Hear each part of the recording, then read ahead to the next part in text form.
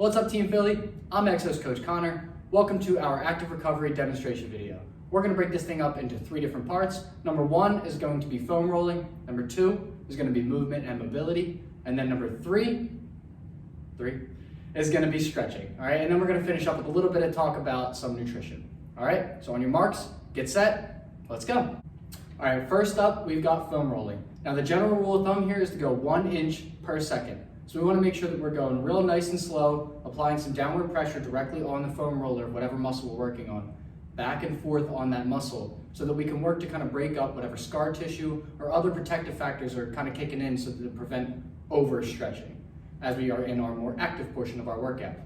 Now today we're going to focus on 3 parts of the pillar that I feel are probably most essential that we target in everyday life. We're going to start with our mid to upper back, then we're going to work on our glutes, and then finish up with some hip flexors. All right, setting up for foam rolling our mid back is pretty simple. We just want to make sure that we're planted nice and seated on the ground. We're going to slowly lower ourselves onto the foam roller until it hooks just about under our shoulder blades behind us, okay? Those little chicken wings. And then you can put some pressure down into your feet, bridge your glutes upward so that you have more pressure going down in your back. You can absolutely control how much pressure this is by how much weight you're distributing upward in your hips or down. And then you're going to work to curl your legs downward, 1 inch per second. And then when you get close to that top of the shoulder line, go back the opposite direction.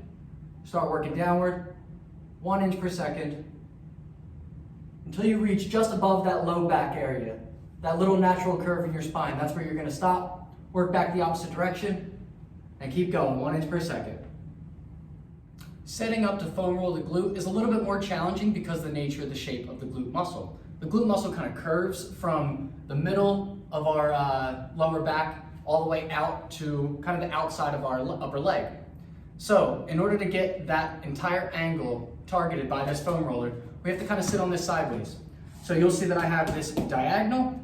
I'm going to prop myself up here, start applying pressure. I'll sit directly on the foam roller, lean a little bit to the same side glute that I'm targeting, and then roll back and forth with this leg bent across the body.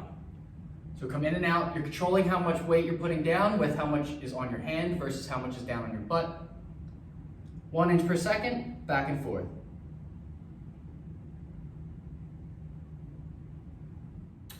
Foam rolling our hip flexor is back to a little bit more simple steps, all right? So the hip flexor just runs kind of straight down from the front of your hip to the top middle of your thigh. So our goal is going to be to position the foam roller directly along that line, right here, okay? So in order to do that, we have to make sure that we keep kicking this opposite leg out to the side. We'll lay down on top of the foam roller here with that leg kicked out. Now you're going to be able to control the pressure that you're putting down on the foam roller by how much is either in your elbows, your foot, or directly down onto your hip. If you want a lot more pressure, I suggest kicking that back leg up a little bit. Then remember, up and down, 1 inch per second. Move through that range of motion. So we're going top of the hip. Top of the hip to the top of the thigh. Right over that hip joint. Okay, next up, we're on to the movement side of things. So active recovery movements can look like anything that's real low intensity. It's not going to really burn you out, but it is going to kind of get you moving a little bit. It might get your heart rate up a little bit, but it's not going to be leaving you out of breath, gasping for air, or anything like that. All right, so you can kind of take your pick, whatever you want to get involved with, whether it's a kind of casual swimming, going for a nice walk, maybe doing a stair climb or a little bit on a very low setting. Anything that resonates with you and your interests and what you typically do, but at a very low intensity. Stay tuned. I'm going to show you a couple mobility exercises next. We'll start things off with one of my personal favorites, a nice cat-cow, exercising our thoracic mobility and our ability to get in and out of spinal flexion and extension. You lower your rib cage towards the ground like a fat cow, and then arch your back up to the ceiling like a scared cat. Next up, we're going to thread the needle, reaching through our planted arm, and then rotating and extending up towards the ceiling, switching sides between each rep. This is also thoracic mobility, but it's rotational. Next, we're going to execute the 3 steps of a hip hurdle, first drawing our knee forward to the chest, then out to the side, and then kicking our foot back, pushing your heel to the wall behind you. And finally, we're gonna put that all together in a planted lunge position, rotating and driving one hand upward with the other one going back to the wall behind you.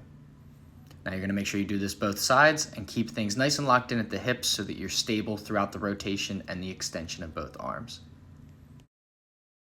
All right, last but not least, it's time to finish up with some stretching.